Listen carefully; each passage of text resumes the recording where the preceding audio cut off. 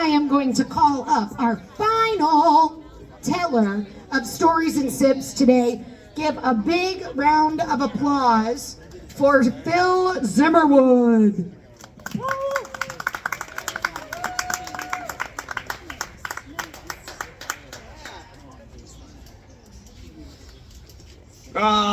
Summer. Sunny days, holidays, and no school days. That one's actually tough for me right now. As a parent, I've come to rely on school, not just for her education and socialization, but because trying to keep a child entertained and accomplish anything in the same day is a physical impossibility.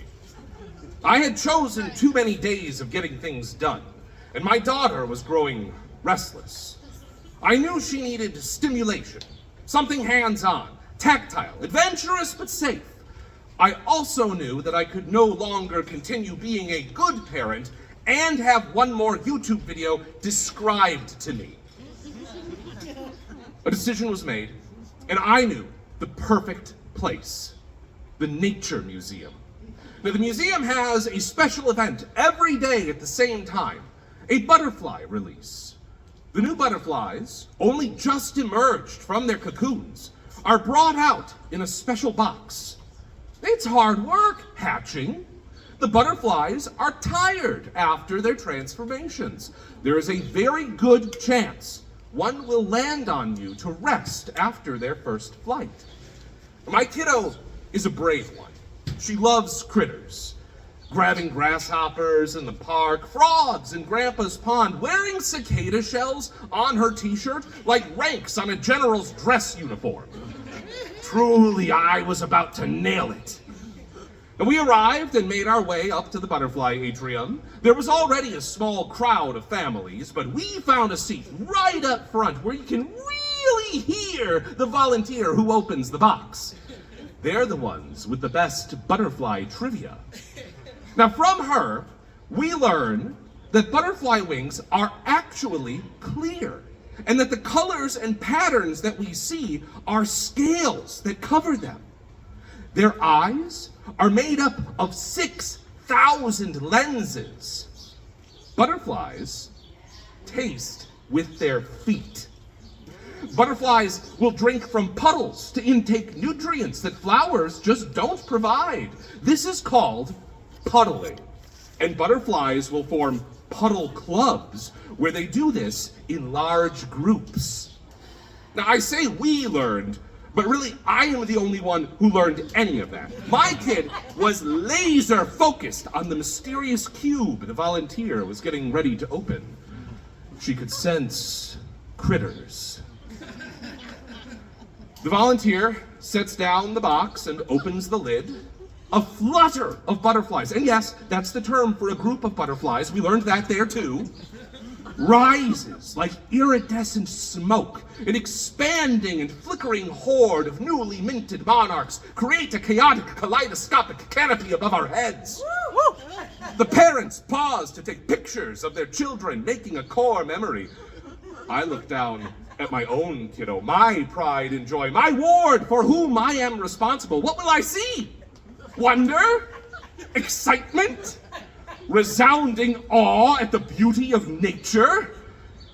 Now, what I see are large orange and black speckled wings opening and closing slowly in the center of my kiddo's face. Each wing beat reveals her eyes, wide, wet, trembling, then covered again by the gossamer scales of the winged worm.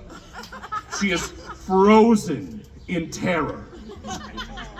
I kneel down and make confident, intermittent eye contact. I tell her it's okay. Butterflies are gentle and delicate. They float on the breeze and drink flowers. They wouldn't hurt her, couldn't if they tried. She has nothing to fear, and Daddy is here. My cool, confident, controlled parenting does nothing to assuage her abject terror. Her big eyes go from puddles to lakes, flooded and twinkling, seemingly defying the properties of water surface tension in their sides. She breathes big, fast breaths, turning the lakes in her eyes to roiling seas, the butterfly riding her nose like a sailor in a squall. Hatching and flying and sailoring is thirsty work. And butterflies will drink from puddles to get nutrients flowers don't provide. It's called puddling. So it should not be a surprise that this butterfly would choose this moment to extend its proboscis and drink the tears directly from my daughter's eyes.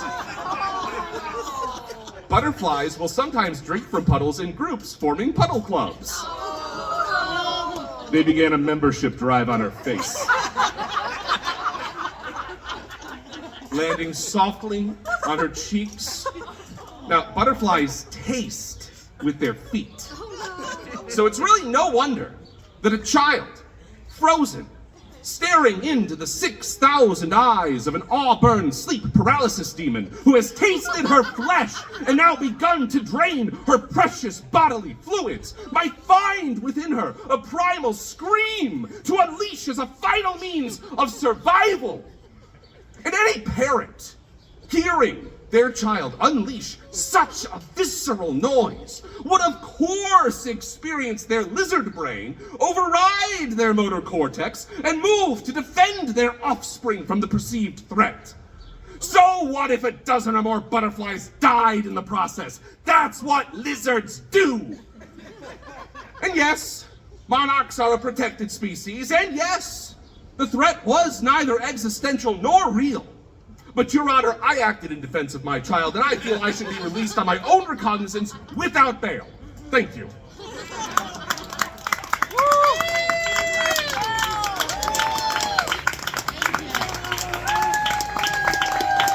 Keep it going for Phil.